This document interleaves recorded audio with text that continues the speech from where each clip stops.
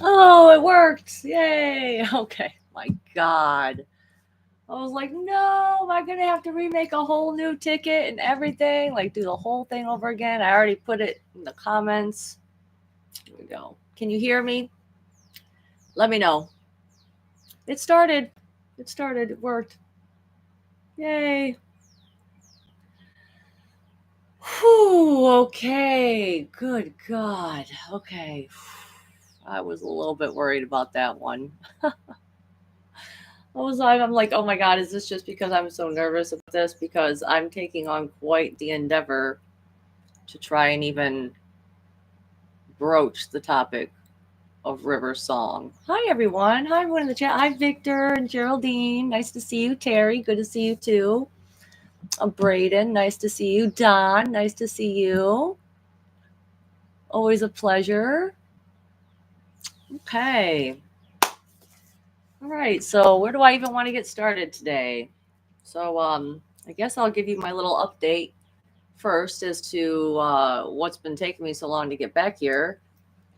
And I guess it kind of has to do with the parasite cleanse a little bit. So I will tell you guys, I had to completely stop doing my parasite cleanse. Hi there, Barry. Good to see you. So okay, so one of the things that Lexi, okay, Eichenhauer told me was she'd suggested that I get this electrolyte supplement. It was called 40,000 volts by Trace Minerals, okay?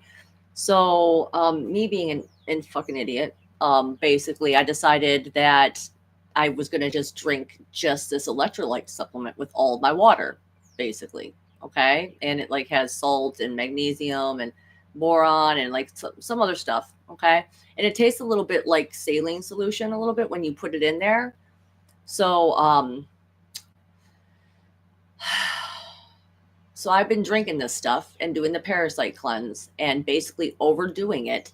And so I had this infection that was going on in my mouth. As you all know, I had these teeth issues, right? I have my schedule to get all of my teeth, basically the bottom one's taken out, and I have a denture that is already like been made, and they're going to put that in the same day or whatever. But in the meantime, I had these two root canals that didn't have any like crowns on them. Okay, they were just basically root canal roots in my tooth, in my jaw here, in order to keep my jawbone from like deteriorating. That was part of the reason the dentist wanted to leave it in there. And it had been about 10 years since I had this done. Well, it had gotten an infection. Okay, and I'd sensed it. I could feel the infection. It was all the way up, like it felt like an ear infection. It was like clogging up behind my ear, and so I had already been taking some antibiotics that I'd gotten, but the thing was is they weren't very strong antibiotics. I needed like a stronger version on top of the fact that it took me a week to realize this. Like I was in so much pain. I went to the dentist. They took out those two teeth. Okay. And they gave me a little bit of like Motrin and Tylenol, which wasn't doing anything for it. It just felt like it kept burning and burning and burning, and to the point where I was literally I couldn't work because I was in so much pain. I could barely sleep. I was sleeping like 1 or 2 hours a night for like a week. I was like literally going crazy. And so finally, at my craziest point, which was when the new season of the Black Mirror came out, by the way, which I totally binge watched like in the night because I'm obsessed with the series, okay, with the show, the Black Mirror, which I do plan on getting into some of those concepts that they presented in those because they knocked it out of the park.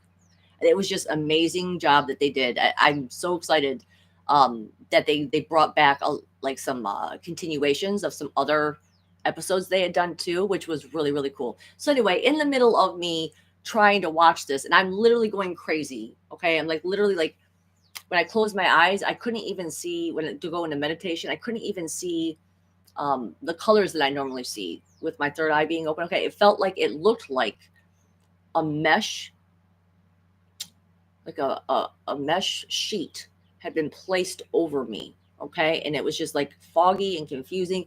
And so Spirit kept showing me a pirate from Captain Barbosa from Pirates of the Caribbean and him being all dehydrated and everything like that. And then Spirit finally, I'm like, what are they showing me this for? And finally they said seasickness. And I was like, what the hell? So I started put two and two together and I realized, wait a second, what happens when you pour salt water into a wound? It burns.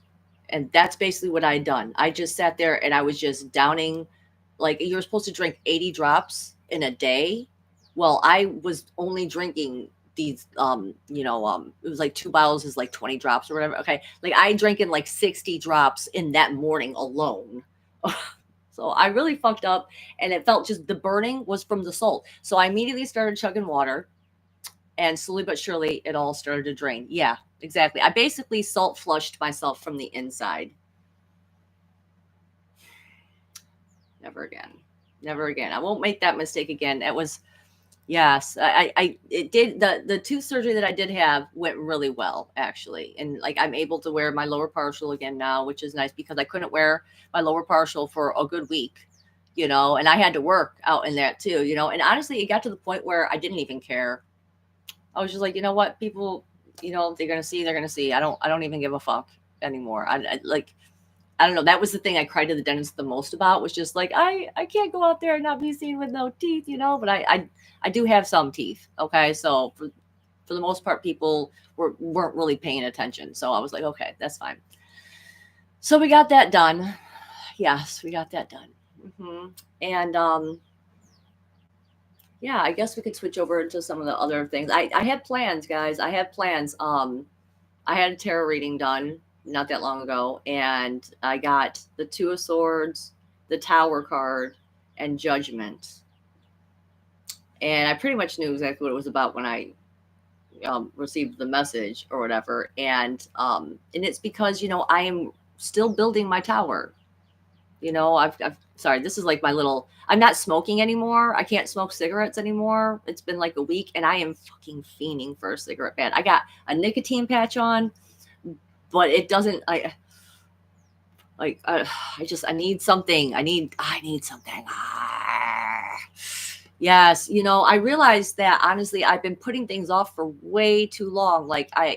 It's like it took this to really shake me and realize, like, you have to stop and take care of yourself.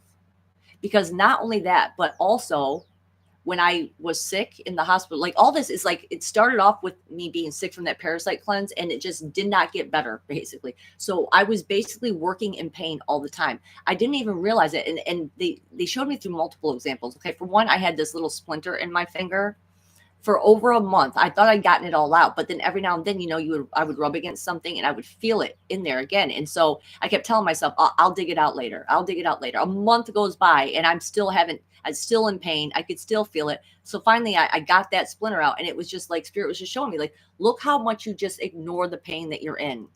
Look how much you're just ignoring it. Like, you have to take care of yourself. I lost all this weight from being sick, and, I took a shower, and it, like, I looked at myself in the mirror before I took the shower, and it like wrecked me. It like wrecked me. And it was like the night before I was getting ready to go on Don's show, Don Rogers over here, which if you haven't subscribed to his channel already, guys, you should, because he's got a lot of good guests and a lot of good episodes on there. So definitely go give his channel a peek. Okay. So anyway, then that day, like, it just wrecked me, because I realized, like, wow, I'm like basically skin and bones now. And I need some fat on my body, for sickness and stuff. People need fat on their body. I'm so upset with myself about it. So it's like, I had to start forcing myself to eat. And this is when it's like, I had to open my eyes up to this realization of all these ways that I was just ignoring taking care of myself, because I was pushing and just working. I'm like, I just want to make this money. I just want to stay on my schedule. I get into this routine. I just want to keep doing it, and one of the biggest things I didn't realize is how much cigarette smoking in itself was taking up so much of my time. Now that that's like been pried from my hands, I'm like, wow, I have all this extra time. Yeah, it's because smoking one cigarette takes 10 minutes, and I'd be sitting there smoking about a pack a day, so gotta be done with that. So I'm done smoking. And yeah, so let's get back. So I'm building my tower. Okay. And it's coming out so great. But at that point in time, when I got those cards, it kind of has to do with, my boyfriend, basically, my new boyfriend, and all the things that we're experiencing together. I told you guys, like, The Princess and the Frog, right? Disney's The Princess and the Frog was the storyline, basically, that we're running on now. But they'd already given me other characters for them. Okay. And so when I got this tarot reading done, I was in the process of, like, because I was like still kind of mad at him about some things, So I'm like, do I really want to weave him all the way into this? Do I really want to go that, but how can I not? Like the Two of Swords, how can I? It's already there. All the signs are already there. You know what I'm saying? All this alchemy. That's the other thing I realized. Okay. That's the other thing that I had this epiphany about over this past 2 weeks or so, is that turns out I'm a real magician. Turns out I've really just been doing alchemy this whole time with these manifestations. And I'm just starting to realize, like, with every single one, there's always a cost, right? Like, I ask for something to happen and there's a cost that comes along with it. Okay. Like, for instance, I'll tell you, like, just things that I've talked about, right? Like when I was going to go to that conference and I was going to get my period, and I was like, no, we're not having my period. And so what was the cost of that? Well, I had to ovulate again. Okay. Like there's always a cost. Well, I asked them to stop my period. And granted, it's about weird things like this, but at the time I was like, I don't want any more periods anymore. I don't want to have any more babies. So let's just go ahead and turn that off. Well, the cost of that was menopause. Okay. Like the cost of that was completely making me feel completely out of whack as who I was hormonally. Okay. So there's always a cost with all these things that I've been doing. And I'm just, and what it was is the song David Bowie's Black Star rolled through for me. And I started realizing, I was just like, wait a second. It doesn't like a black star have something to do with occultism, And I just started, I don't know, it started just coming to me like, okay, well, what is the black star all about, And I'm pretty sure it was associated with Thelema. Like that's what Spirit was saying, like Thelema. And so I started looking up, like, well, what are the principles of that? What is that really all about? And it was basically the 4 rules from what I remember correctly was do what thou wilt, love is the law, love under will, do what thou wilt should be the whole of the law, basically, right? And I started to realize, like, that's basically the principles I've been living under, like following my heart, using the love that I have with my will to manifest these things and ask God for these things to happen. And then they do, right?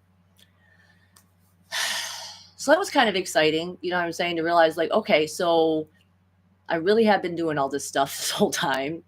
And like, I don't know, it stopped, and I took a step back and started looking at like how specific I got with each and everything that I asked for. Like, I was talking on Don's show about this, just like some of the things that I was very specific about.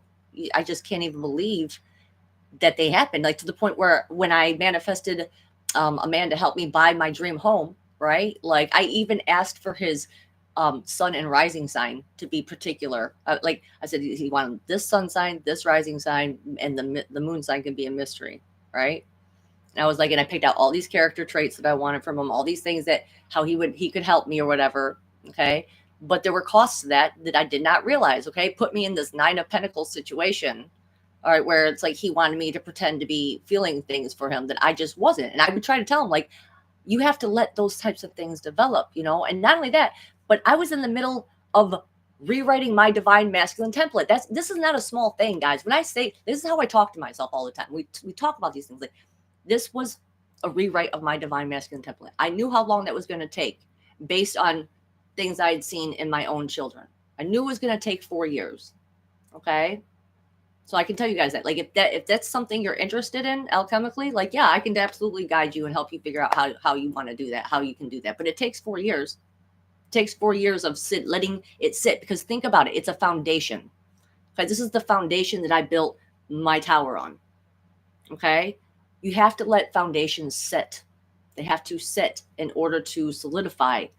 Okay. And so we did. We let this tower foundation solidify, and all of the manifestations that I did around it. You know what I'm saying? All of them. Like the keystone was the last one that I finally set into place, which was the first heart wish that I ever made. Okay. Because I was just like, how is this even possible? Right. And I did all of these other things to prove to myself that this first one was possible. Okay. And so I recognize now all of these stories that I've been telling throughout all the years that I've been out here doing these live streams. the stories that are closest to my heart, the stories that get me the most excited to talk about. It's because they're pieces of my puzzle. They're pieces of the tower that I've been building before all of you guys. And now um, I'm very excited about it because we're getting to the top of it. Okay. And I'm going to be revisiting one of my favorite stories, probably one of the most favorite story that I have, which was Love Between Fairy and Devil, because that has come back into play now. And I'm super excited to share how that worked out again, how that comes into play again. So yeah, I feel like the Tower card and the Judgment card, like I get it. You know, there was a little bit of reworking, and I had to, not even reworking, it's more like I just had to start bringing the pieces forward and putting them back into place. Like, here we go. Okay, here we go. You know, this is where we're headed now. You know, and I'm super excited. I don't know. I'm just super excited to share all that with you guys. Mm-hmm. So that's what we're going to do. After I finish up the sections that I've been doing the past couple weeks, okay, we're going to go into that and how the Princess and the Frog, how that all worked out, because it did. It Spirit gives me these characters. They give me these movies, and like they're pieces of me. I'm sharing pieces of myself with you guys when I share these things, you know, and I'm just excited to do that. So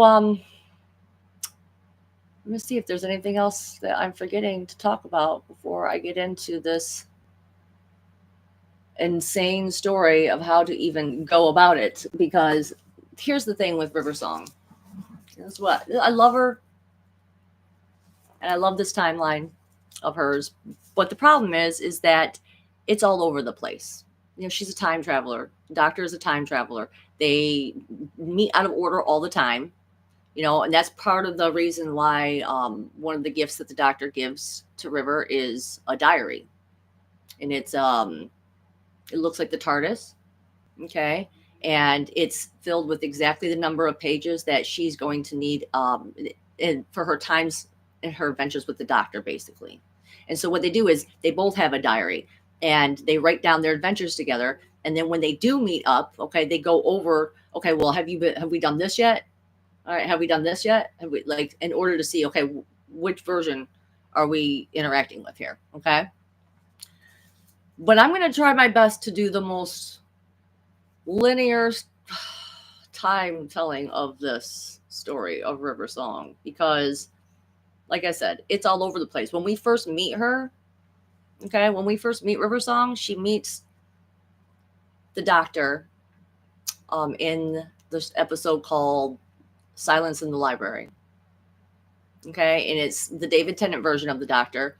And she's an archaeologist at this point. She has been called out to this library because there is something weird going on. All the people are missing, and they don't know where they are. And so she puts out a call with her and her team to have the Doctor come and help her figure out this mystery, because that's what they do together. They go and they answer the calls. Like, okay, that's what the whole police box thing is all about. It's like the Doctor usually doesn't set his intention, like, I'm going to go here, I'm going to do this. He kind of just lets the TARDIS guide him. Okay, like, where's a call being made that where someone needs help that he could be helpful with, and he just kind of trusts the TARDIS to do that work, to take him to the right place.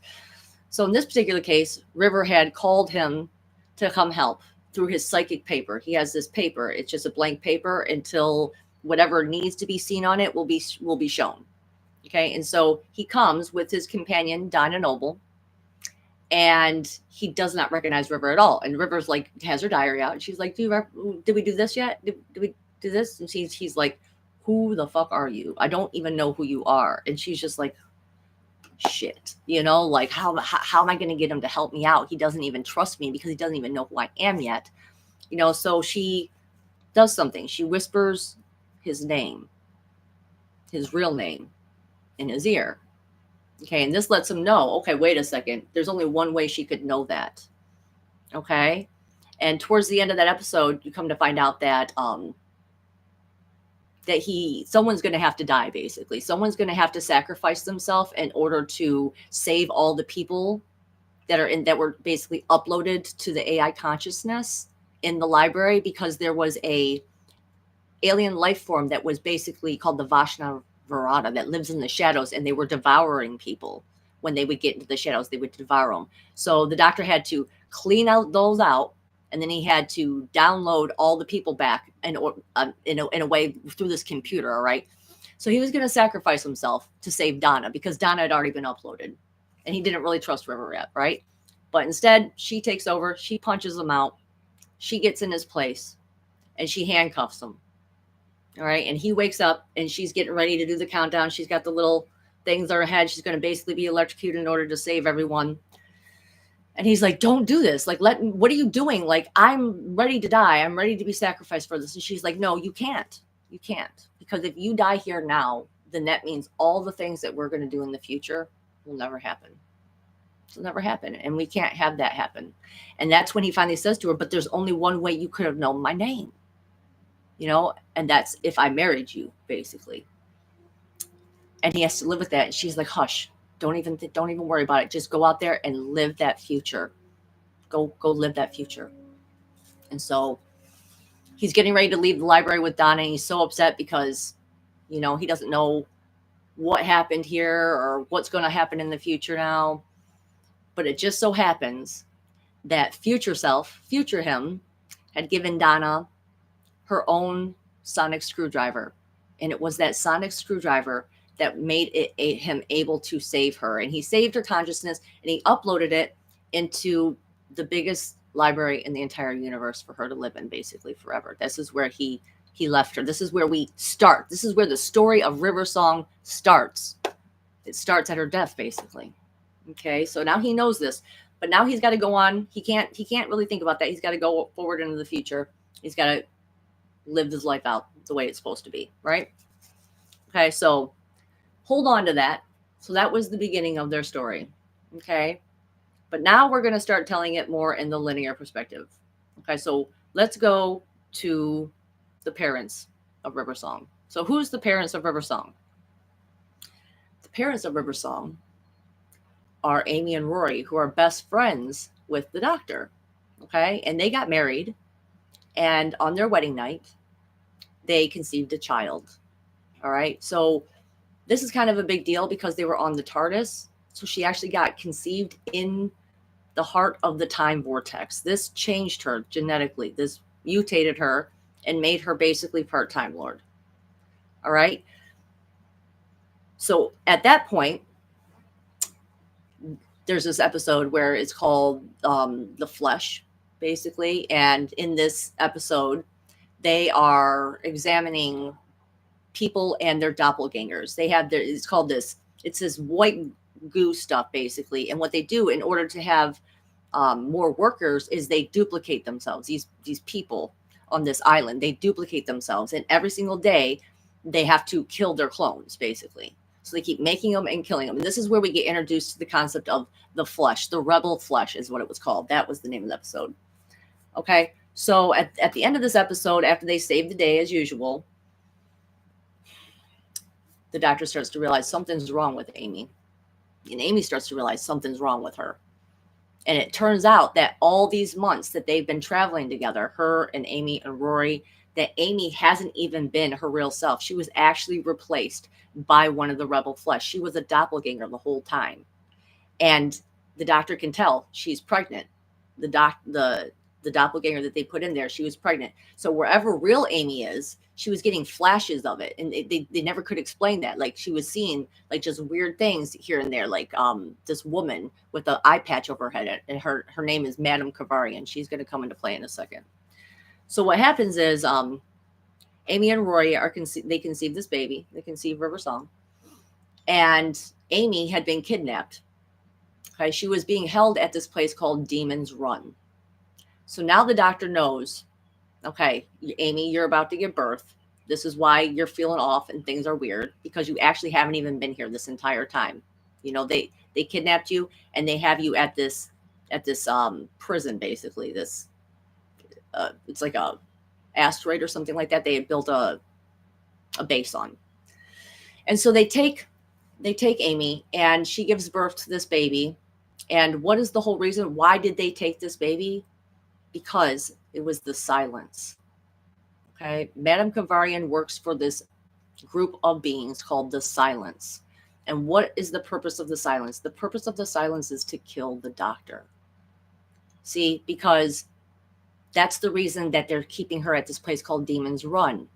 Demons run when a good man goes to war. And when the doctor comes, demons run because of his light, because he's so bright, okay, because he helps so many people. And that builds up a name out there, okay? When you know something, when you know there's a being out there that's so powerful that can come and he can change the face of a world, you know what I'm saying, just by lending his help, that creates kind of what's the word for it? It creates a weight to your presence. It creates a weight to who you are as an individual, and it will scare darker beings. So they all gather together and they come up with this plan that they're going to kidnap the doctor's best friend's child, and they're going to program her to kill the doctor. That's going to be their entire point. They just want to kill the doctor. That's all they want to do. Okay? So after the baby is born, they take the baby. After River is born, they take her, okay, and they switch her out for a doppelganger. So Amy doesn't even know that the baby she's holding, okay, like is not even a real baby anymore. They've already taken her daughter and they took her to the nightmare room. Basically, they just torture her. They torture her mentally. And then eventually they transfer her to an orphanage. Okay, so in the meantime, while they're at Demon's Run, the doctor and all of them noticed like this was far too easy. Like he was able to come in and everyone, they all ran. They all, like, he didn't even really have to fight anyone. Okay, he's like, something is off here. Like it shouldn't have been that easy, you know? And that is when they basically let that baby dissolve. They basically changed that baby back into the rebel, the goo that she was made from. Okay, and she dies right in her mom's arm. Like that, not even dies, she just melts into her. So Amy thought she had her daughter with her the whole time, and she didn't. And so now the doctor's pissed. Now he's like, I gotta go find where she's at. Okay, and he had already asked River Song, honestly, the version of him, because he didn't quite figure this out yet, that this was the Amy and Rory's daughter, that was River Song. Okay, because they named her Melody Pond. Okay, they named their daughter after their best friend, Melody Pond. All right, so now they're going to go and they're going to try to find her. But let's go ahead and keep going on with the linear timeline, though, of River Song. So River Song, she's born, she's taken, she's tortured, okay? She's programmed, or she's put into an Apollo astronaut suit that has alien technology and AI and basically moves on its own, does everything on its own, which really scares this little girl. Okay, really scares her. So being the higher density being that she is, basically this Time Lord human mixed being, she starts putting out phone calls to, she just intends like the highest authority in the land, and that happens to be Nixon at the time. So she's trying to warn Nixon, and she's telling him about the silence. She's warning them about the silence. Okay, and at one point, the doctor and Amy, even and Rory, they're able to trace, and River even, they are able to trace down this little girl, and they find the Apollo astronaut suit. And she was so powerful that she was able to break forth from the suit and escape. So now she's just out there in the world.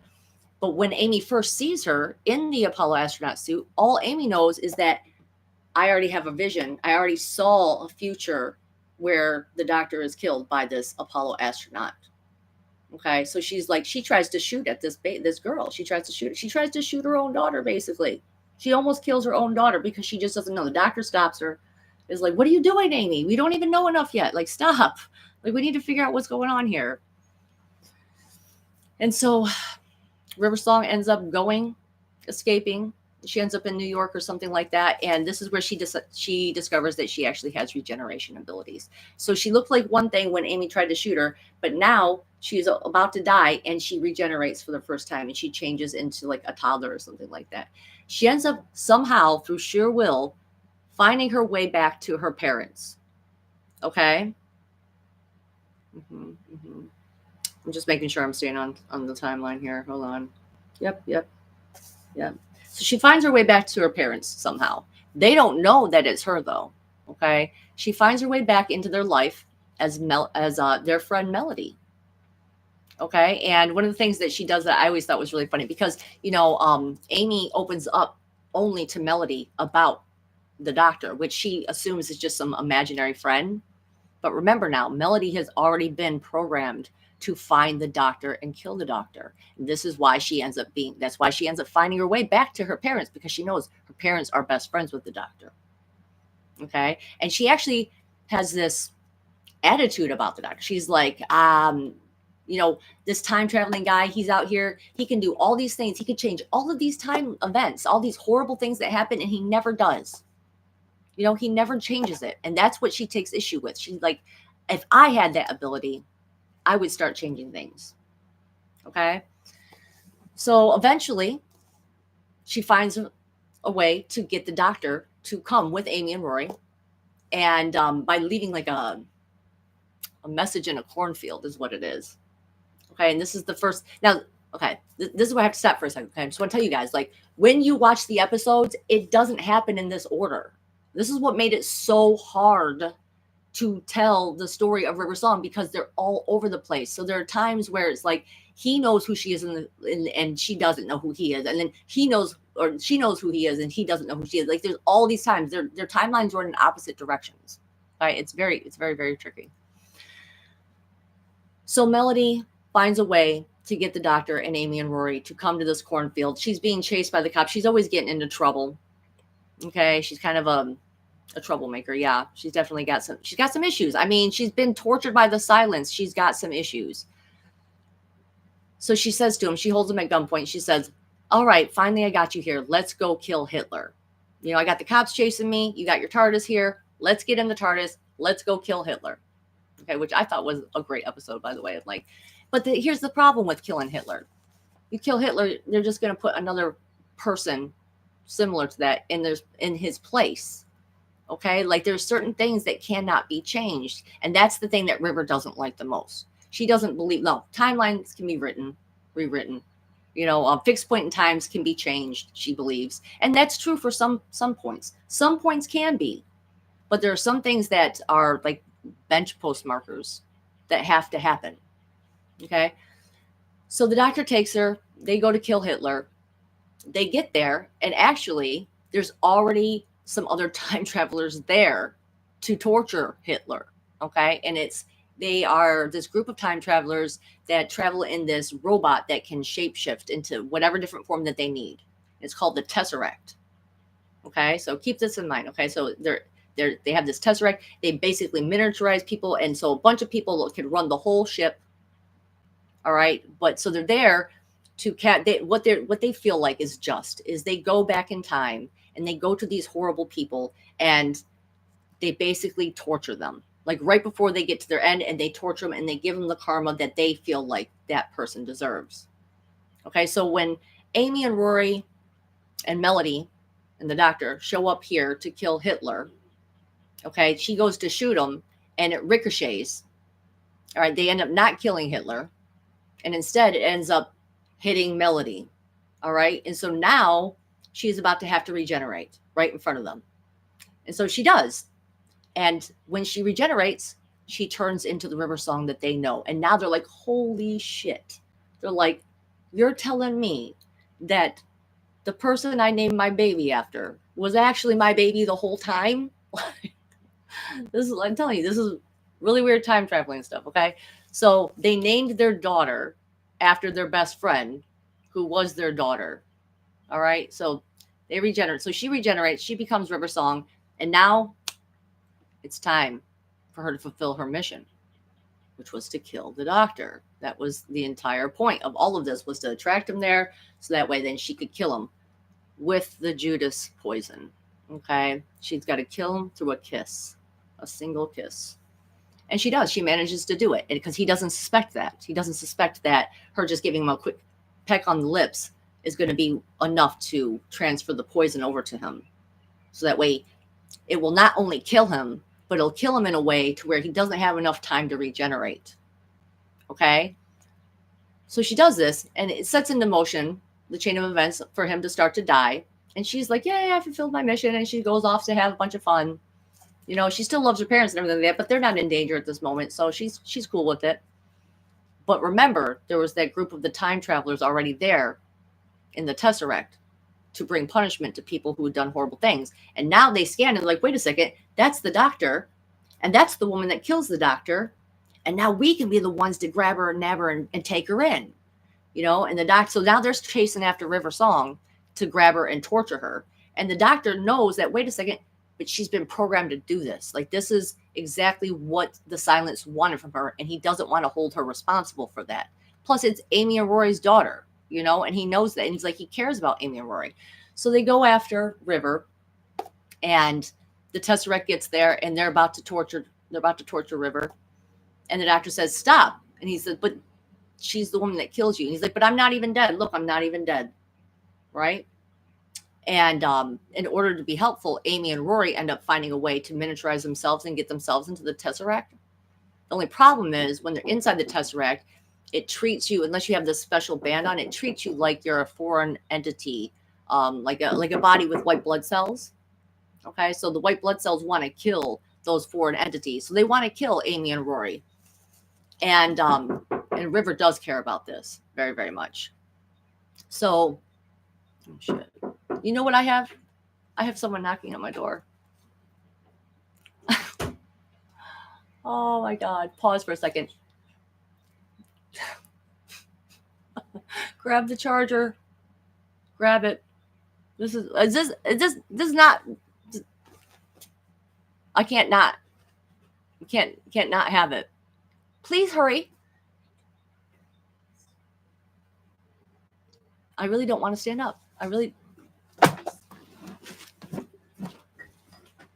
sorry. Jeez. Go. But I don't. Sarah, please, please. But there Child.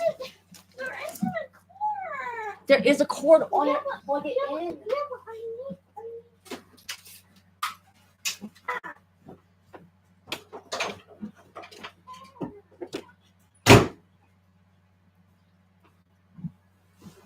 This child.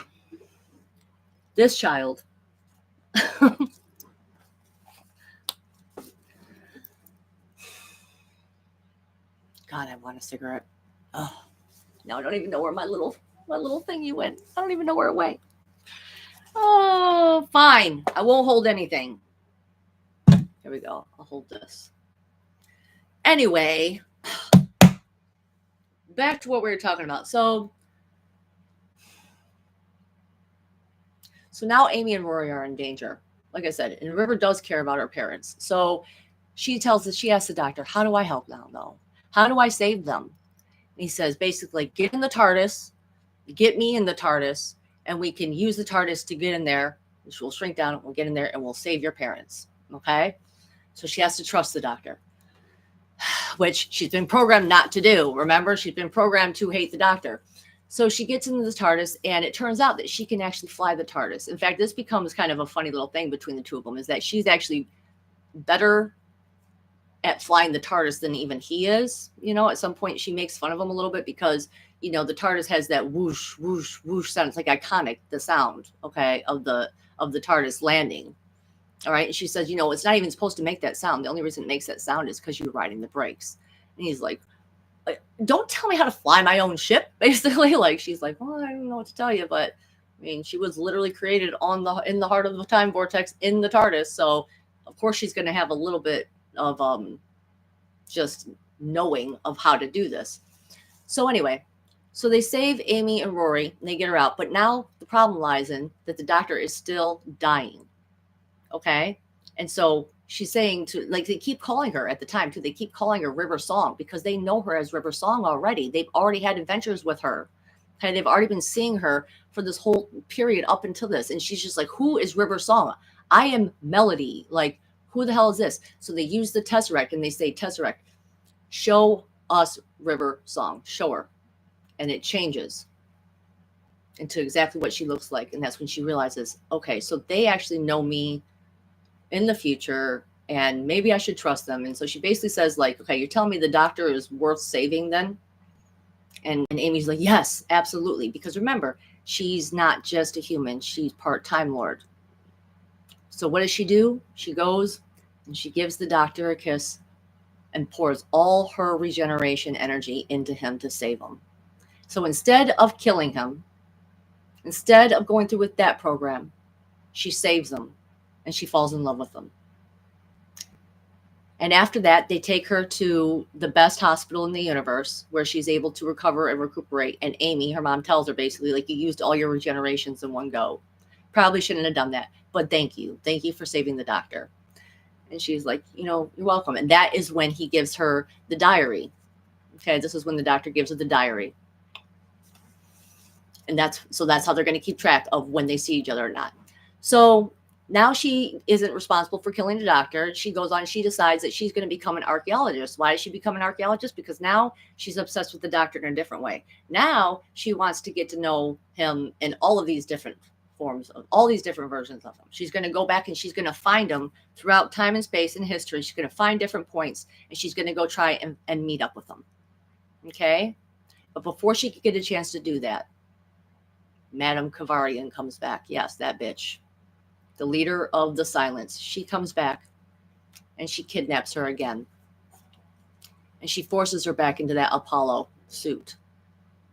And now the doctor had already had a tip-off, okay, that of his death date, basically. He already knew exactly where it was going to be. He knew what time it was going to be. And so what he did was he invited his friends to come to that location where he was supposed to die, because he knew that it was going to happen. It was like a fixed point in time where he was going to die. And they basically have to watch as he goes down onto the beach with his friends watching in the background. River being one of them. He calls earlier or a later version, or future version, past version. He calls another version of River there to watch too. And so River's in the Apollo astronaut suit. She comes out of Lake Silencio. How fitting, right? In the Silence. Lake Silencio. She comes out and she's getting ready to electrocute him to death. And she's crying and she's begging and she's pleading, please don't make me kill you. And he's like, you have to. Like, this is a fixed point in time. This has to happen. I forgive you. It's okay. I know you were programmed to do this. But she has such strong willpower that she shorts out the entire system. And he's like sitting there bracing for impact, and then the system shorts out.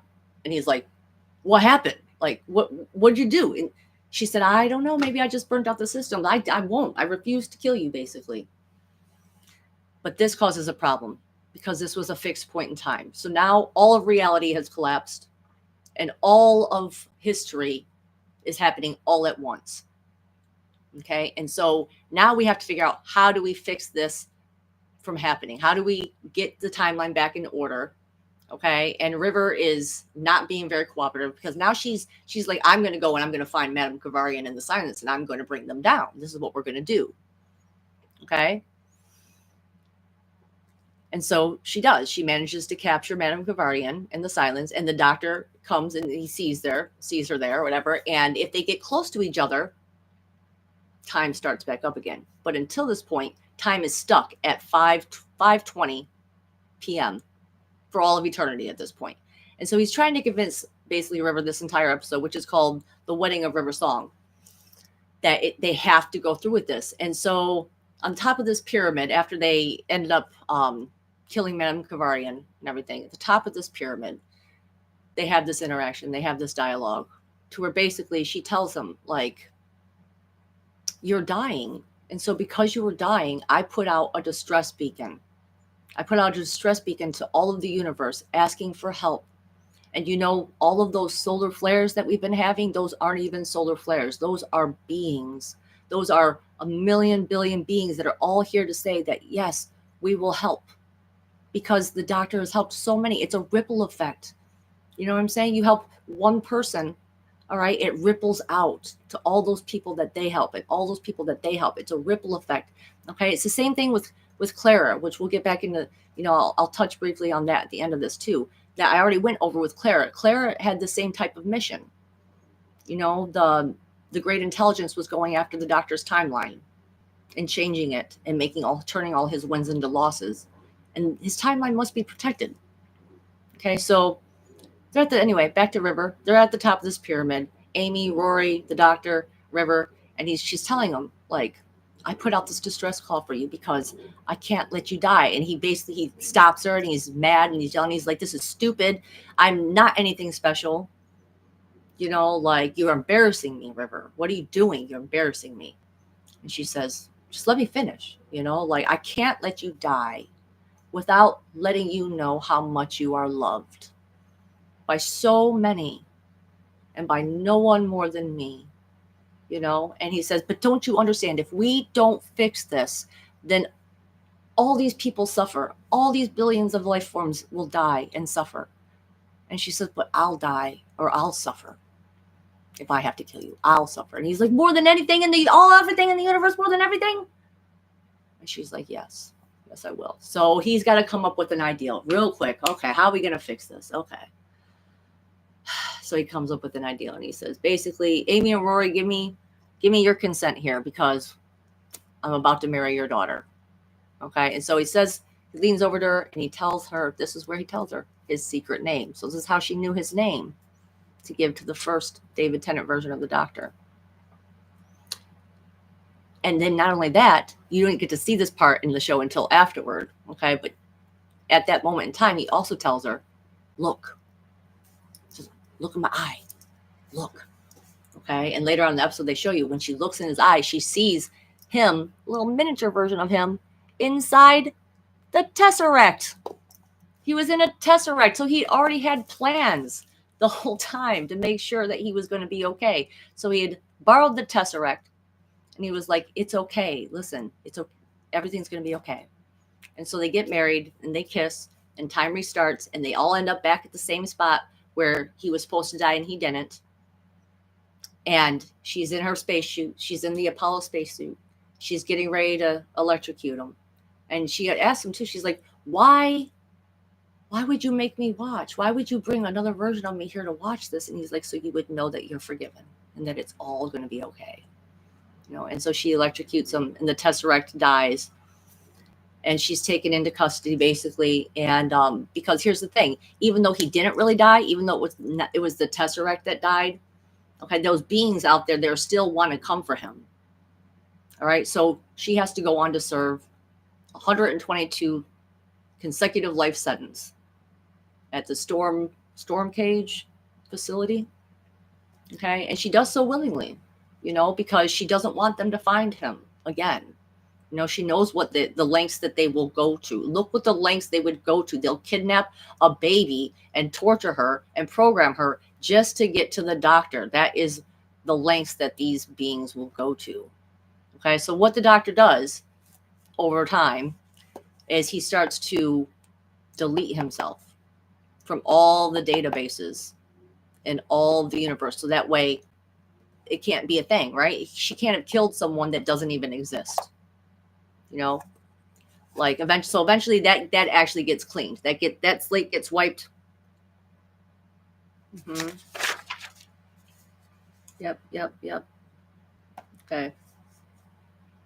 So now after all that, okay, with the time traveling, right? Okay, so we started off where at Demon's Run, Amy and Rory, they lost their daughter that day. And the Doctor, you know, he had asked River Song to come, but he didn't know at that point that was the daughter yet. So she didn't come because of the time paradox. She came afterwards. She came at the very end. So after all this, the wedding, all that stuff, we're time traveling back to Demon's Run now, where she's able to finally tell them who she is at that earlier stage. Like they know later on, but at that earlier stage, they did not know. And she wants to bring her parents some sense of peace. You know, she doesn't want them to go on just thinking like, oh my God, my daughter's out there being tortured and all this stuff. You know, like, look at, she's okay. So in the same day that she has her is the same day that adult daughter comes to her and basically tells her, listen, like, the reason why I'm called River Song, and this is where you find out why her name is River Song, okay, is because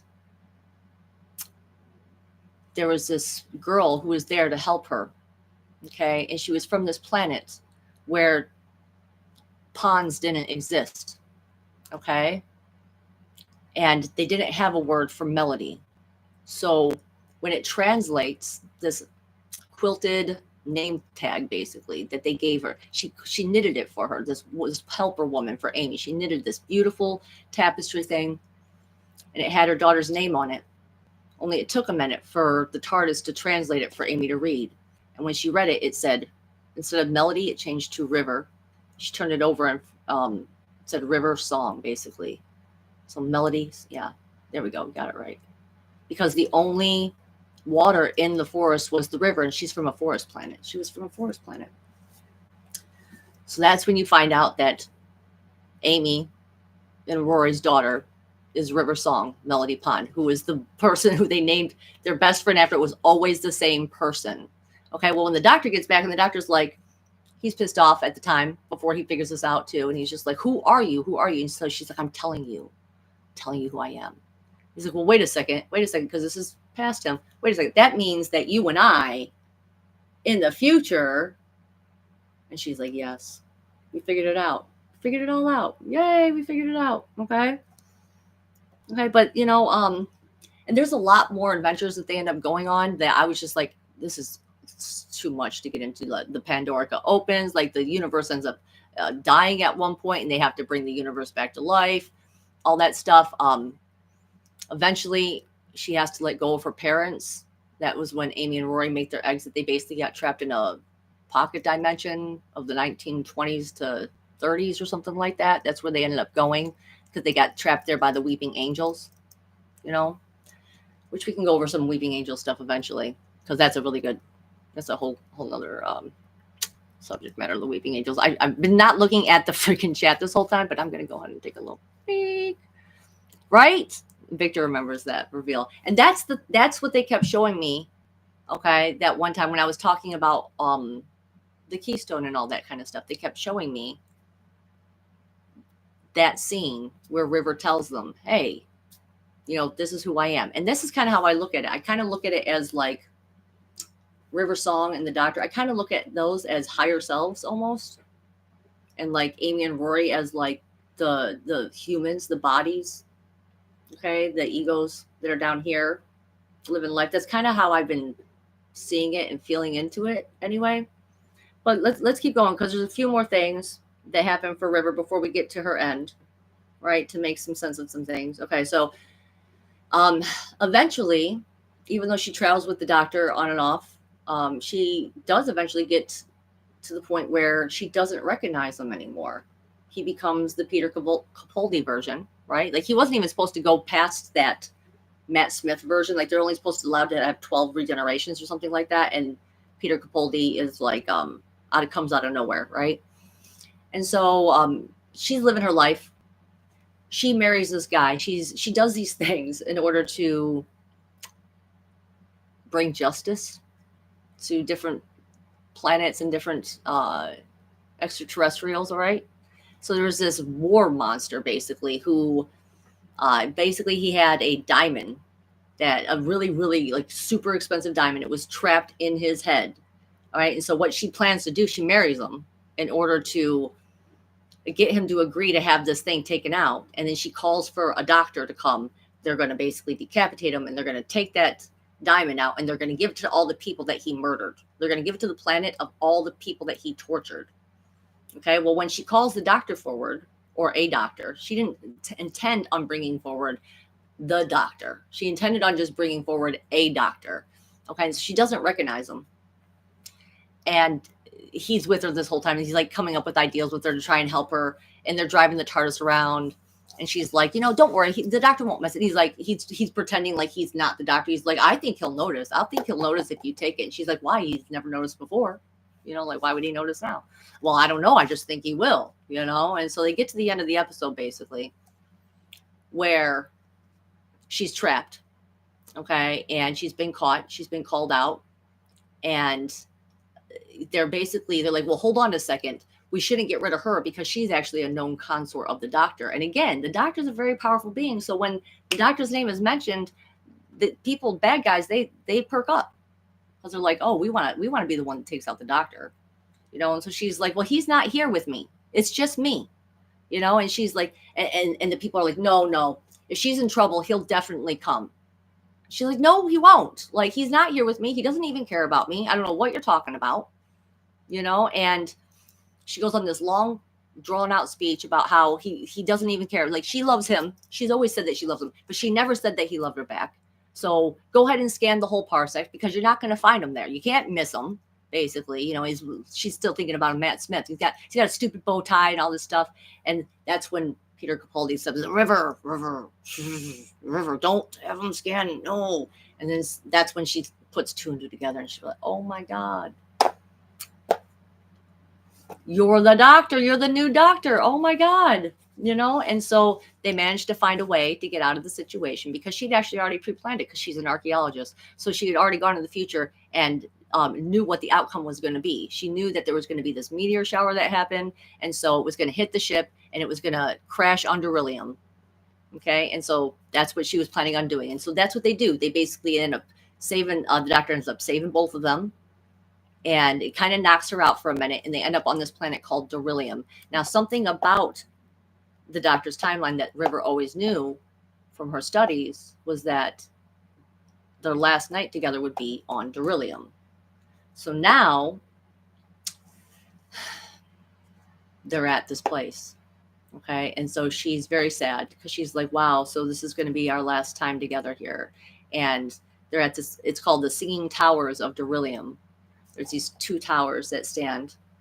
And the way the wind blows through them or something, it makes them sound like they're singing. And she's kind of depressed, and she's basically telling him, like, you have to find some way around this. This can't be the last time. Like, one night, this is the last night. I'm never going to see you again until, she goes to the library, basically. She doesn't know that part yet, but he does. And so he says to her, well, we might as well make the best of it, right? She says, yeah, you're right. You're right. So how long does a night on Beryllium last, I guess? Because this is another planet. This is not Earth. And he says, 24 years. And she cries, obviously. And they get there happily ever after for that 24 years until she has to go to the library to meet her fate, to meet her end. And this is why the doctor gave her that screwdriver. This is why he gifted her that screwdriver at this particular episode. Because that's what's going to save her later on. And it's a good thing she saved because she comes into Clara's story, which I love Clara's story. Clara's is pretty much one of my best favorite stories. And that is in The Name of the Doctor, which I went over that in one of my previous streams, the Name of the Doctor. Okay. And the reason that Clara and River are connected is because of the fact that they get connected in the dream space.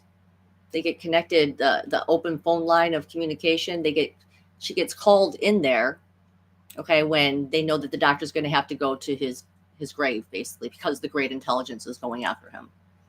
Okay, and River Song has to come along because the only way to open his grave is through his name. And the doctor was like, I'm never going to do that. I'm not going to give them my name. Like, they can kill me all they want. Like, I'm not going to let them in. But she won't let that happen. And so she does. She says the name and lets them in. And that's when Clara has to make her sacrifice, which is to throw herself into the doctor's timeline, okay, in order to be at every moment that he needs in order to stop the great intelligence from destroying all the good works that he's done. And River Song is quite pissed about it when he finally decides that he's going to go in after her and get her because she thinks if you go in there, the whole point of all of this will be for naught because you're going to destroy yourself. And he says, I have to try though.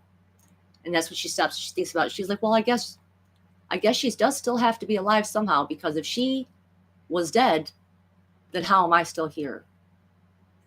And that's because the conference call was still open. So that's how he knew that she was still alive. But this was the last episode that she was seen in at this point. So her and Clara always connected somehow mentally in this library, from this library, which I honestly feel like makes me think of Earth itself, honestly. Makes me think that maybe Earth is a giant library. It's like an Akashic Records almost. Like maybe that's where people get all these great stories from. I believe that stories are real, come from real places. They come from real things. And the stories that you're attracted to are the things that tell you about yourself. They're going to have like a little piece of it. It's not going to get it exactly right, maybe, but a lot of it, architecture of it. But yeah, I absolutely love River Song. I love her timeline. Um, I love her character, like the beauty, the way they wove it all together. I mean, it was really perfect. It's definitely something you should definitely take a look at if you ever get a chance to watch the series. Hmm. Yeah. Okay. Finally, we did it. On that note, I'm going to take a breath. Whew. We're going to pull a fortune cookie. Hmm. You know, I often wonder if they had it all mapped out from the beginning, too. I don't know, though. Some of it feels like they wrote it into play later on, but you know, the fact that this guy, Stephen Moffat, who wrote this, the fact that he could have been sitting on the fact that the screwdriver was going to be the thing that saved her, and then make it so that Peter Capaldi was the one that ended up giving her the screwdriver, like that right there for me was like, wow, like this guy put a lot of thought and planning into this entire storyline.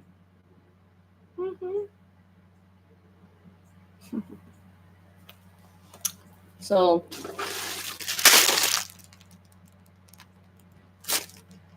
time for a fortune cookie. We only got 3 left. And then we're gonna pull some cards, and then I'm gonna probably head on out of here because I'm still catching up on my sleep from not having slept for a freaking week almost. I'm telling you, like an hour or two for a week is all I slept. So I was literally sweating through like 3-4 pairs of clothes a night. Just do not overdo it with the electrolytes. That's all I'm gonna say. Don't overdo it with the electrolytes. Okay. Yeah, I know. This is, yeah, I got to make sure I get enough sleep. All right, so if you could, please make sure to hit the thumbs up on the video, right? Please hit a thumbs up on the video. Please subscribe to my channel if you aren't already, but let's go ahead and, yeah.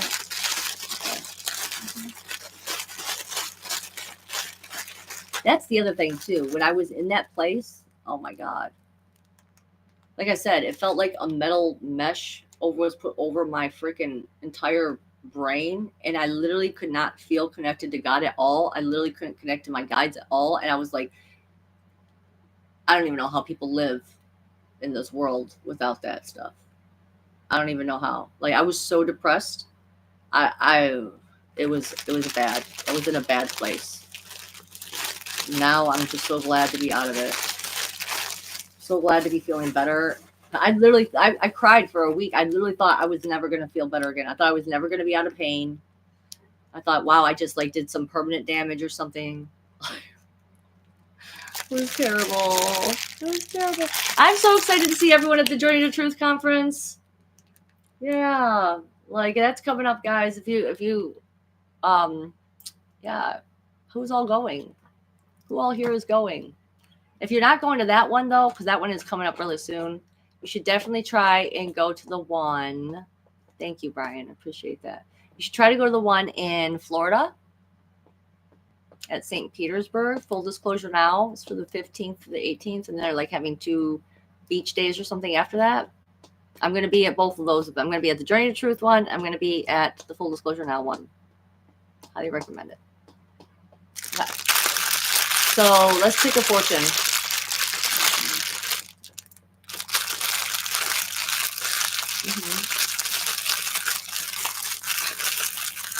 I feel like it's got to be this one. I don't know. I feel like this one. There's only 3, so you got one. You'll be at both as well, Terry. Yay! I'm staying at the same Airbnb that I stayed at for the last time at the Journey to Truth conference. I'm super excited about that. I'm super excited about it. Because you know there's going to be a house party there at least one night of the week. Oh. And I'm getting my hair done next week. I did get a lot done the past couple days. And I'm going to go get, I kind of like this color though. This is the thing. I like the blue that it is now. It's going to take me so long to get back to this blue again because I have to wash it for so many times in order to get it to this color. But we're doing my normal blue. Anyway.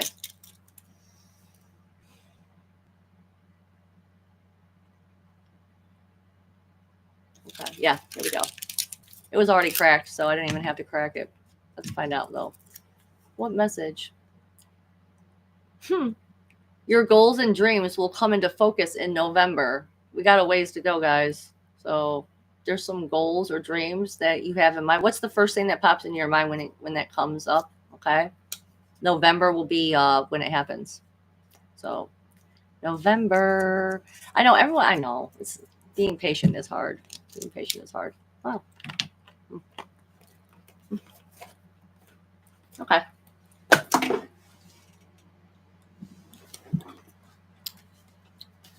All right. Let's get out these. Nice. Let's pull some cards, shall we? It didn't take as long as I thought. That's because I didn't go into all the freaking little tiny details. I literally, God, that was the longest I had to study for something like that. I'm just like, it's all over the place. There's just so many little tiny details. Oh, okay. Whatever. We did our best. Love Clara. Love River Song. Love the doctor. Let's go ahead and drop all that. Just going to push that all up. Get out of here. All of it. We're done. Done with that. Done. Yep. Shaking it off. Okay. Yeah, we're getting into tarot mode for the collective. Yeah. All right. Got it.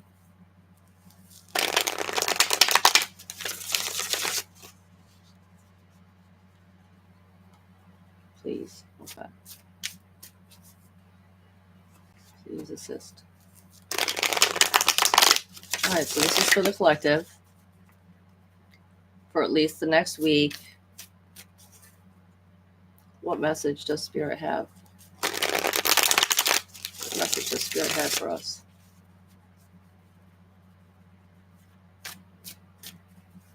Okay.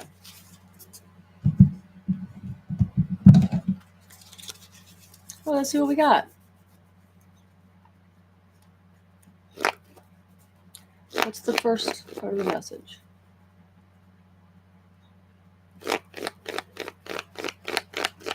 Oop. Okay. Got a really pretty card.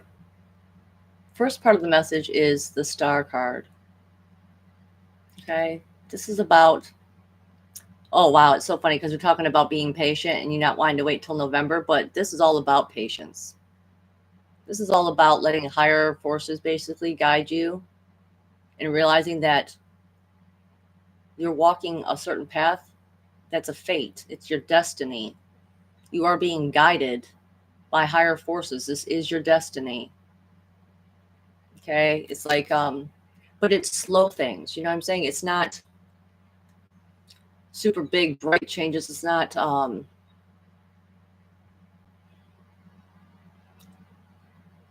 like it's not real huge thing. Like it's softer. I don't know how to put it other than it's softer. It's the softer steps. They're guiding you softly. It's almost like the small whisper, you know, from your guides, a small whisper of saying like, all right, now this, now go this next. And this step is next, and keep going and keep trusting because the Star card is your destiny. Okay. But let's go ahead and, I love that card. Okay. Let's go ahead and pull another one though, okay, for the collective. Yeah. Stop. Tell us more. For the collective. What's the next part of the message? Boop. Okay. It's so funny because I was just sitting here thinking before I started pulling these cards is like, oh man, I need to meditate again. Like I did a little meditating before I did this show today. And I just thought to myself, like, I need to go back into those silent spaces again. I need to do more silent meditations with myself again because that's the ones that feel the best. The Course in Miracles was the thing that really taught me that. Okay, which is like basically like you have to go into a place where you just get rid of everything. Get rid of everything you are, everything you think you are, Everything that you know, get rid of all of it and just let God pour his thoughts and his love into your mind and into your body. That's how you know, that's how the steps are shown to you. That's how the star card guides you, is you need to go into silence. This doesn't mean you have to be silent forever. It's time to really do some contemplating. Okay, it's time to be quiet. It's time to let things breathe. Just, okay, this is temporary, but it's necessary. Okay, put the swords down. Stop thinking for a minute. Okay, let yourself be guided. Okay, Lel. Last part. Look at this next part. Yes.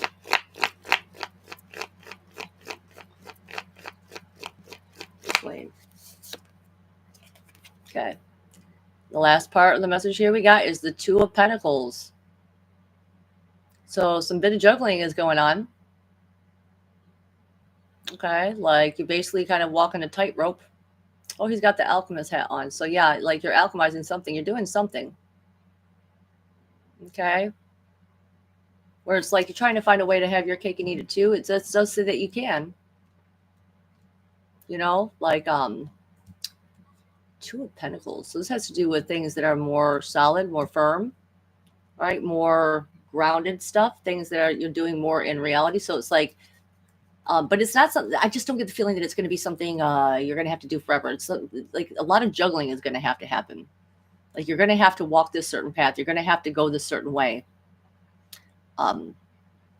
It's that water coming up behind us here. Okay, hold on.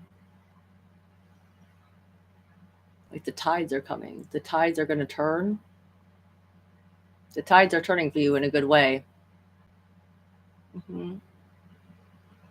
I just get the feeling like you're going to get what you want with something. I see this infinity loop here.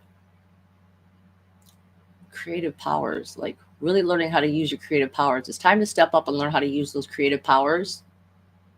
Mm-hmm. How to properly alchemize things. Yeah. Mm-hmm. So ultimately, like I'm not getting tons of information from these cards right now, guys. I'm just getting a very simple message, which is like you're being divinely guided. Okay, go into some silent meditation over this. Take a break. All right, and then keep doing this juggling. All right, because there's something coming for you. All right, there's progress that is being made. You are going to be alchemizing something inside of you. You're taking it to the next level. You're taking it to the next step. You're stepping into your power. And that was the other part of the message I was getting, honestly, this whole week. Was just that, that is what I'm here trying to show you guys. That is what I'm here. This is the only reason I'm here even opening up and telling all these things, really, is because I'm trying to show us all what we're capable of. I did all of this stuff here. I manifested all these things, not just to prove to myself that I could do it, to prove to all of you that this is possible. These things, me saying these things and asking for these things with my heart and my soul, my intention, my willpower. Okay, because that is what Spirit told me a long time ago in a dream when I took the long way around and I made it to the portal of the new earth. And they said, the new earth needs strong and powerful leaders. And I said, powerful how? And they said, willpower. I'm saying, I've been doing this. I've been being an alchemist this whole time. And now it's your turn. Look what I did. It's your turn. It's time to have some fun.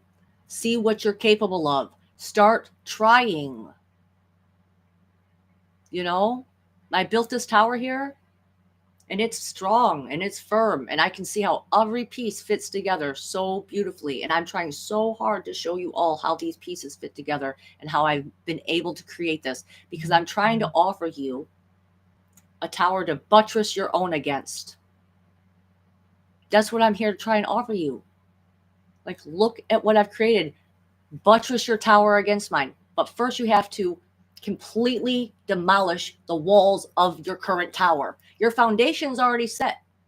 Your foundation is already set. It's time to rebuild your belief in yourself.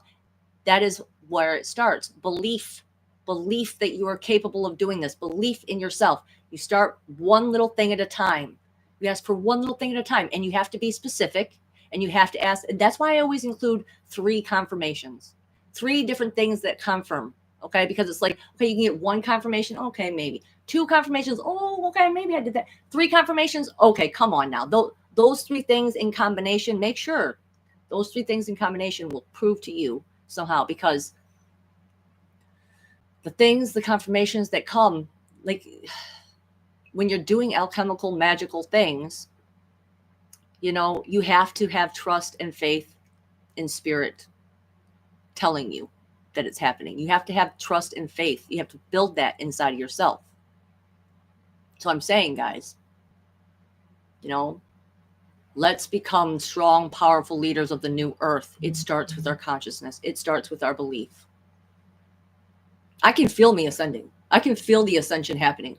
And after I came out of that sickness, after I came out of that salt flush that I did inside myself, and that mesh went away, and I have been buzzing on another level. I have been buzzing on I'm just telling you, I feel it. I feel more room inside me for God's love to come through me. And I'm just so excited to keep going now. I'm so excited to see what else not only I can do, but that others can do. If you just take my example and use it, So, like I said, it's your turn. It's your turn, doctor. That's what I've been saying since December, basically. I passed the hat. Your turn. Buttress that tower, rebuild it. Start little beliefs that you're capable of this. We're so much more than the body. We are so much more than the body. If anything, that's what Course in Miracles really taught me, how to completely realize, like, the body is like, and that's why I treat the body like it's its own thing. I have a conversation with the body differently. Like, I separate them. The body has different wants, needs, and desires. It has different things. The spirit, and that's the thing. I think that's why when the body encounters real magic, okay, like for instance, one time I did this crazy magic with I mentioned this before with my tarot cards, okay, where I was doing the singing and this dancing, and I had split the deck, and I looked at each card that was on the bottom of the deck, and I did this whole song, and by the end of the song, the card over here had changed. It had hopped to the other part of the deck, okay, and I literally saw this happen right before my eyes, and my whole body freaked out. And every time something magical, something like that happens, the body gets scared, because the body doesn't understand spirit. The body can't understand those things. And so it's going to naturally be afraid or in awe.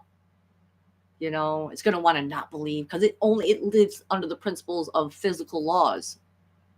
But the spirit doesn't. It works around those. Spirit doesn't abide by just physical laws. Real alchemy, real magic. I mean, music, songs are spells, the human language. This is what I've been doing. I've been saying these things, and they've been happening because that's how powerful my voice is. That is how powerful it can be. And I'm not the only one. I'm not the only one. I'm not the only one.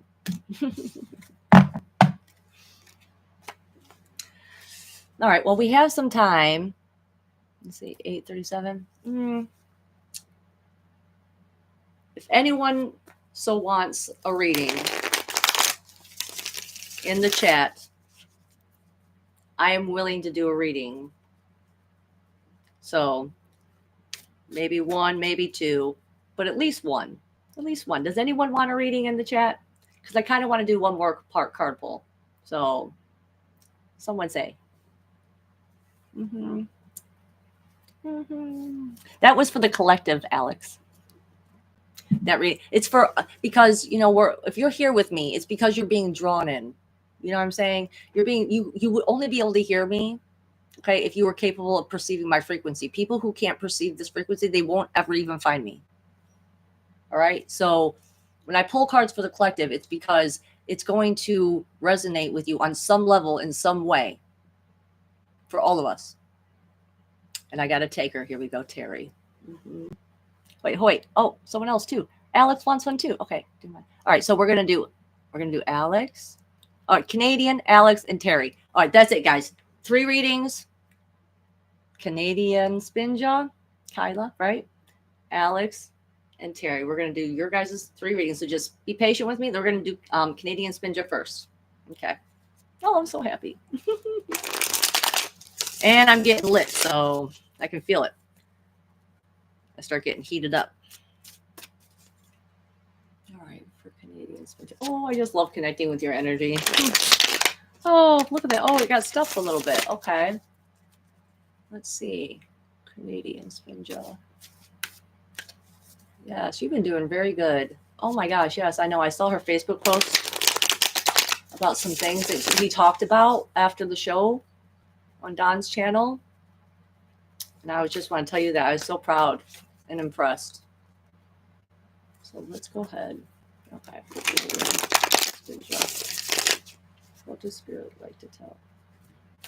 Kyla, Canadian Spinja. One more shuffle. I just want to make sure the energies get good and mixed up. And they're all flowing smooth now, so that's good. Okay. Yes, they're ready. Okay.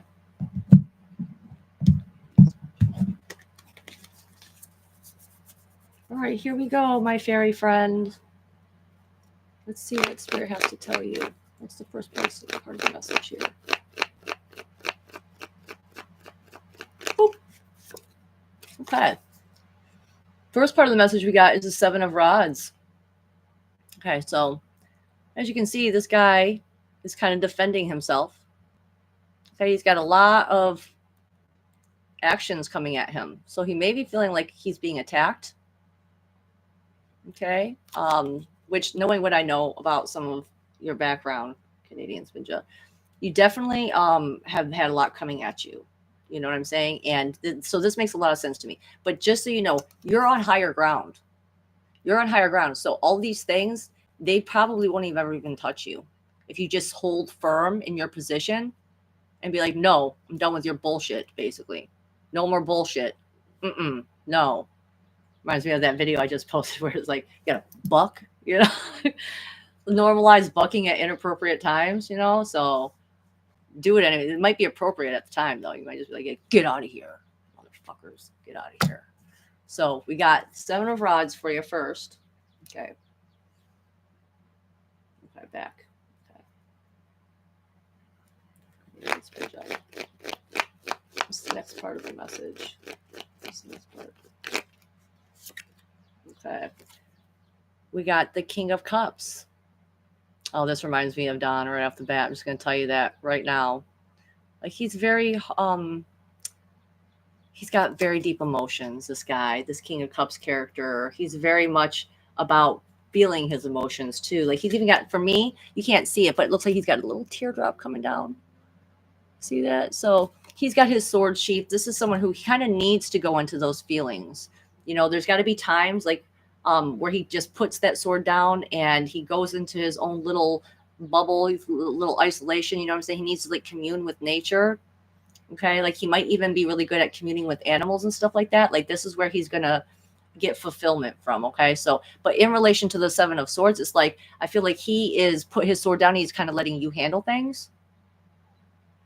Okay. Like he's the king of his castle. He knows where he stands with it. And he's got your back and he's got his cup here next to him, ready to help because he is emotionally invested in this. You know, he's got a good open heart. Like I see that with his medallion right here on his heart. It's purple. So do with that what you will. It's like purple heart. Okay, purple heart space here. It's open. Thymus, so his higher heart is possibly open too. I do get that feeling. Like that's what happened. They changed him. They changed him with that by opening his higher heart. So let's go ahead and let's pull one more card though. I really like that for him. I really like that for you guys. Okay, let's go. Last part of the message. Oh, stop. Don't get sticky. Okay, last part of the message.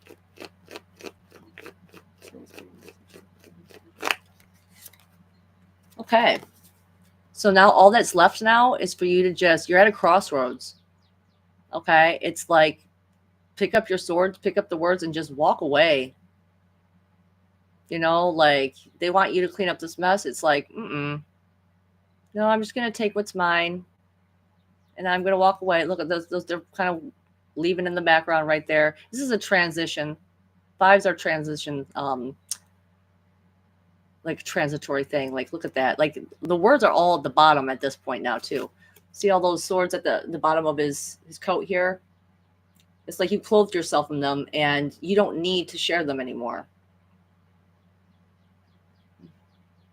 Like I'm almost being reminded too of the Two of Swords, which is like making a decision. It's like the decision that needs to be made is just to walk away.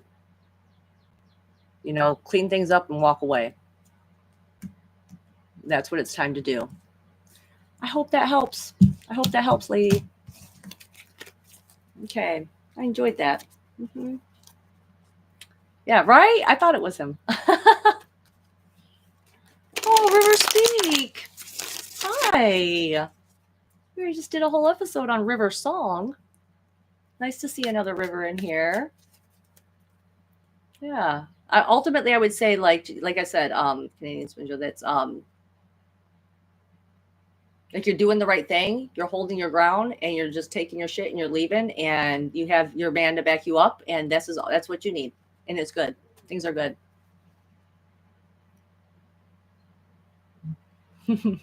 I actually didn't ever see the episode of the Fourth Doctor meeting River Songberry. I did hear about it though. I mean, she did visit all the doctors, but she has to wipe their mind so that they don't remember her, right? Let's do Alex's card reading. All right, Alex, and then Terry. Oh my gosh, the Cryptid Huntress came in here too. Hi, Jessica. Oh my gosh.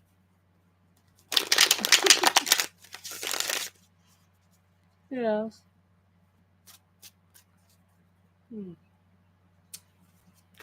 All right, so next we're doing for Alex. Okay, I'm just tuning in.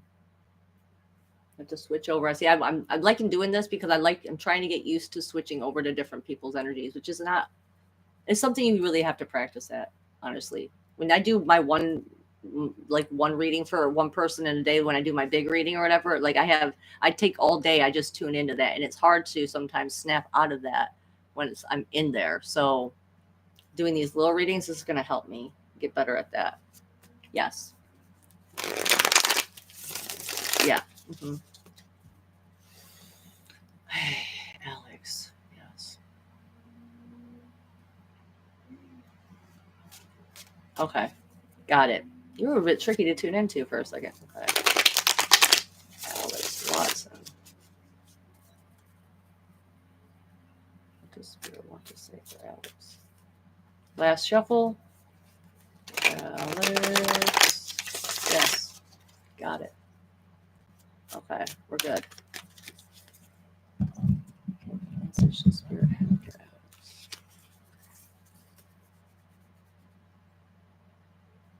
Alex. All right. First card for Alex. Okay. Oh, I like this card for you.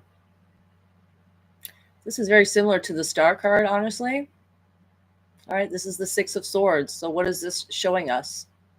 This is showing us that you need to be gentle, first of all, because we got this this deer guy up here. So what does that tell me? That tells me, like, mentally be more passive. Okay, because you're in a boat right now and you don't know where you're going. You don't know where the other shore is. Okay, you can't see that yet, but you are being guided. You are being taken somewhere, and you have to trust Spirit. You have to have faith. This is actually a very positive card. Okay. It's like you have all your things in alignment. You have all of your thoughts in alignment. Okay, this is what's going to take you to that opposite shore, is being in alignment with yourself.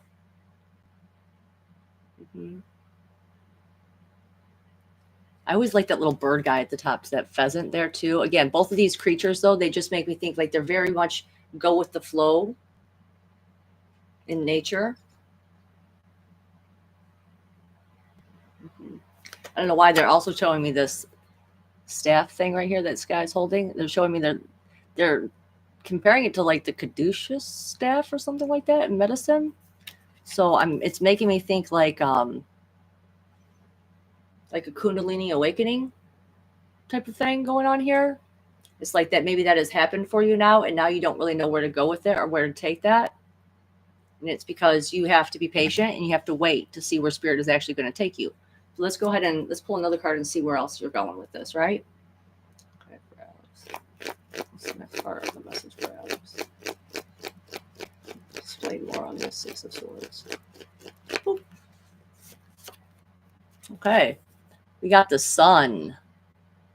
So this is a very heavy hitting energy right here. This is like shining the light of truth upon your life.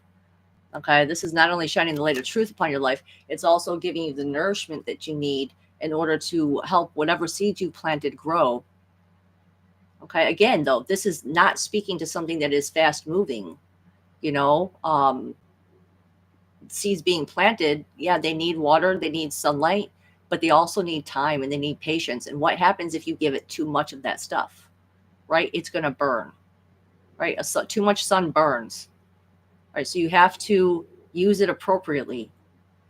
Use your light inside of yourself appropriately. Okay, don't burn yourself with it. Have faith. You're being guided, right?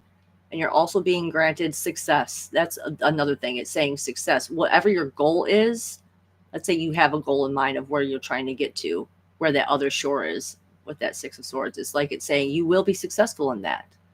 Like you have the light of spirit behind you. I really like that. Oh, I love the Sun card. I mean, I guess I love every card, right? Love this card, love that card. Okay, so you're being guided. You got the Sun behind you. Okay, the light of truth coming through you. All right, let's pull one more card for Alex. What's the last part of the message for Alex? What's the last part of the message? Okay, here we go. Seven of Swords. That's funny. You got the Six of Swords, and now we got the Seven of Swords. So this could be about maybe, okay, and it is making me think about the sun and how, you know, you want to make sure you don't use that too harshly, right? You don't want to get burned by the sun. So you have to be careful with what you share. Okay, it might not be completely appropriate to share everything on your mind at this time, right? You might need to just take only what needs to be said. Leave some of that behind, because like I said, the warning with the Sun card is that you'll burn something if you give it too much of something. Okay, so in this case, when we go look at the next card, we got the Swords, which has to do with communicating, with the thoughts that you think, with the way that you express yourself, you know, the inflection that you use. Like, you just need to be careful about it, but don't be afraid. Okay, don't be afraid, because like it doesn't have to mean being deceptive, you know, which sometimes the Seven of Swords can feel a little bit like it's being deceptive. Like maybe you feel like, I want to tell everything though. Like I don't want to hold back anything. I just want to tell, you know, all of it. I want to share all of it. But that's not always going to be beneficial. Like I said, with the Sun card, it's like that's not always the best way to go about it. You need to possibly tone it down a little bit and leave some of those swords behind you. Okay, but either way, you are protected. I always like this card now because he's got all these swords on his back right here, like kind of as a shield. So he's been shielded. You're not going to get stabbed in the back or anything. Like someone's not going to come after you for it. Okay, but you do need to be wary of what it is that you're taking with you and that you're sharing with people. Okay, some of that stuff needs to stay behind. Okay, but either way, like I said, you're going to be successful. This is being successful. So if you're trying to share yourself in a new way with people verbally, okay, you're gonna get good at it. It's just gonna take a little bit of practice. I hope that helps, Alex. I hope that helps. Okay. Oh, seeing some more Journey to Truth stuff going on here. Hold on.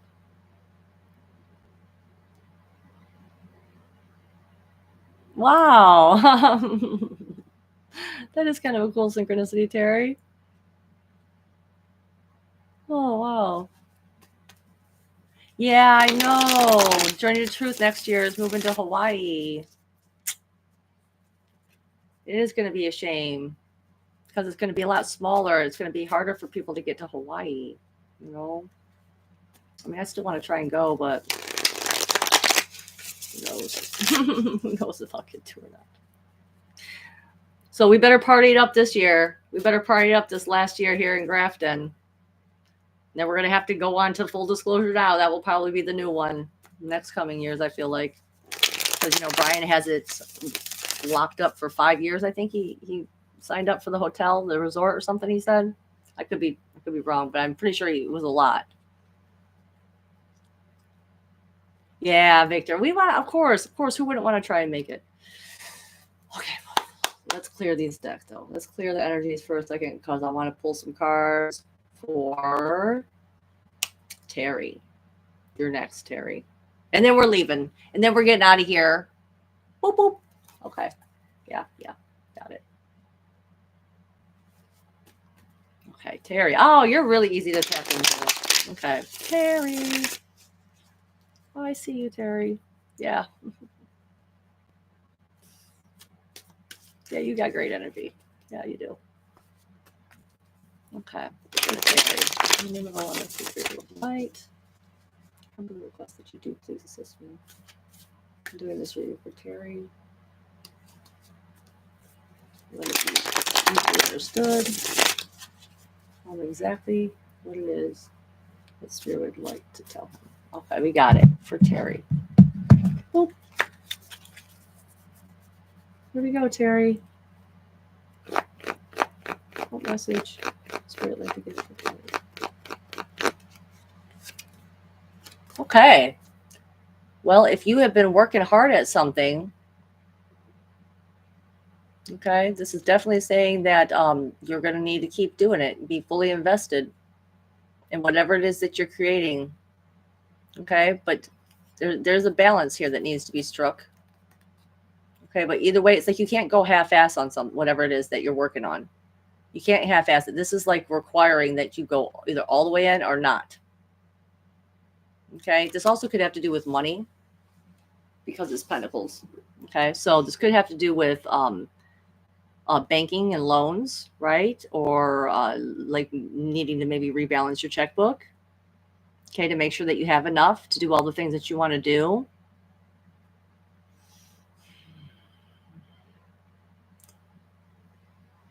Like he's got they're saying like you possibly need to clear out the, what is that bottom chakra? Earth star chakra? Okay, that might need some clearing out. They're just telling me. Okay, with these pentacles here on the bottom where your feet would be. Okay. You got a lot of ideals streaming off of you right now. I don't know if you're like looking for new ways to make money or not, but it could be perhaps new ways to bring in some income. Either way, you are standing strong against a pillar. You have like a pillar behind you. So this is like you have a strong foundation of whatever it is that you have already been investing in. But now is not the time to pull out. Okay. And I don't know. I'm trying to tap into the balance part. I'm trying to see if there is an imbalance or something. But I just get the feeling you're actually pretty good at balancing things like that. Okay. Maybe just trying to figure out how it would all work out. Like even talking about going to Hawaii, the Journey to Truth conference, like I'm thinking stuff like that, even like, you know, is there a way for you to do that? Yeah, but let's keep going though. Okay. So we got the Six of Pentacles. This guy is all about investments in the physical world. Okay. Things that you can actually touch. All right, let's see what's the next part of the message though. Yeah, for Terry. Yeah. Tell us more about the Six of Pentacles for Terry. Okay. We got the Ten of Cups. This is a great ending here. This is like something coming to a closure and you're getting your happy ending, so to speak. mean, these two people who are meeting eye to eye on something, right? I mean, it even kind of reminds me of the shape of a heart around it. The pot of gold at the end of the rainbow. So something that you're investing in is going to come to fruition. It's going to bring you happiness.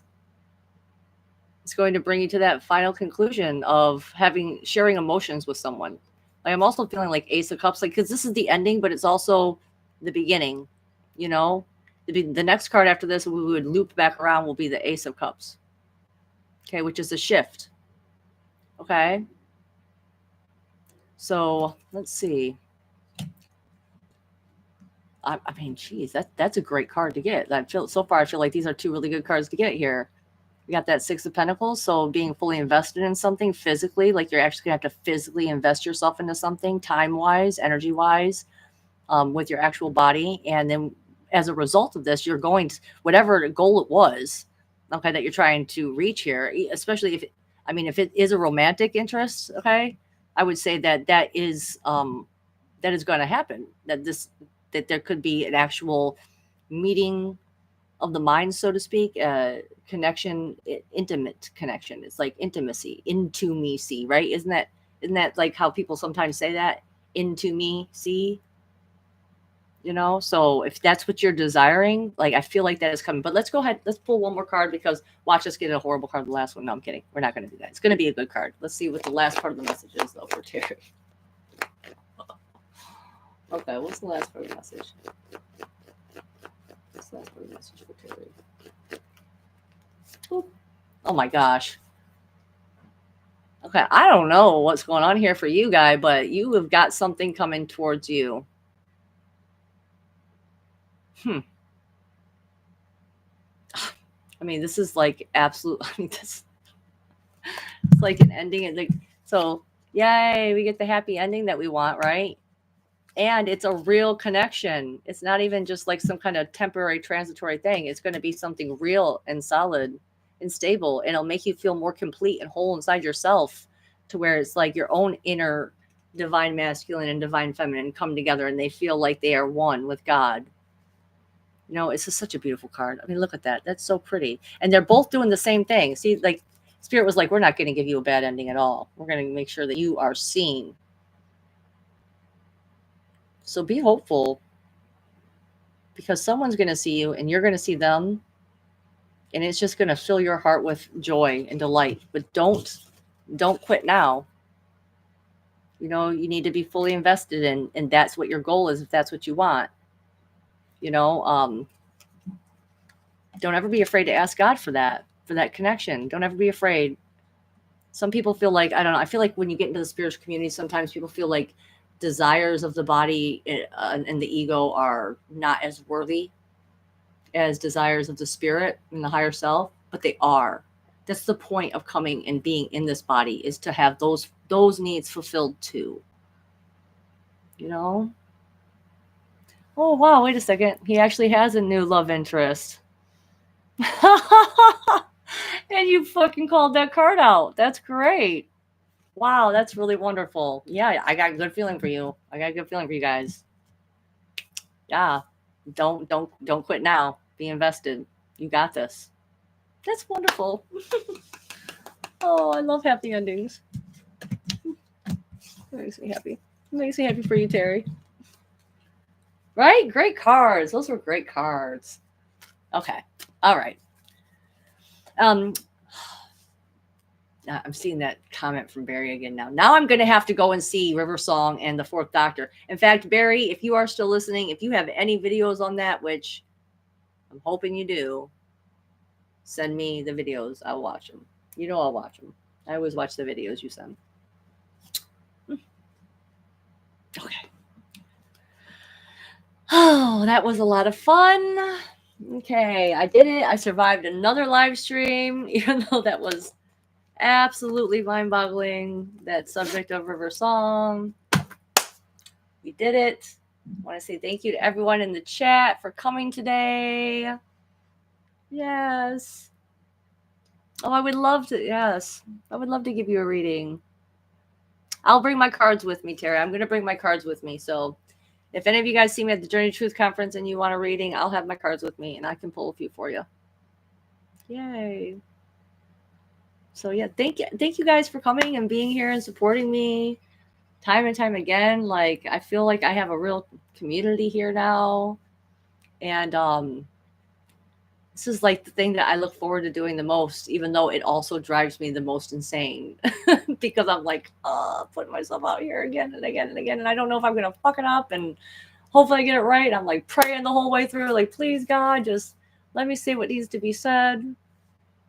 Let me share myself in a way to where it's not for nothing, right? That's all. Just don't let it be for nothing, guys. I just wanted to help. So I love you. I love you guys. All right, I'm going to take off. I'm going to go deal with my daughter because, I told her I would buy her Robux if she just didn't interrupt me. But now I'm not going to be able to do that because how can I do that? How can I do that? I don't know. I don't know what I'm going to do. I love making her happy though, so it's going to be so hard. Okay. I gotta stop. Okay. Yes, I will see you guys next week. I don't know if I'll be able to make it though next week. You might not see me for a while. And I did get invited on someone else's show, and I'm pretty sure it's going to be on the 17th when I get back. I don't know what time yet, but it's I don't know. I guess I'll make a little post on here or something for you guys to know. I will be back on the 17th with someone, Ascension something. Oh, I feel so bad now. Oh, I don't have it off the top of my head. Shit. Anyway, she contacted me from Dawn's show, and so I'm going to be doing a show with her. And you met in Grafton, Victor. Okay, yeah, I'll see you guys next week. Yeah, I'll see you all next week. All right, bye guys. Love you.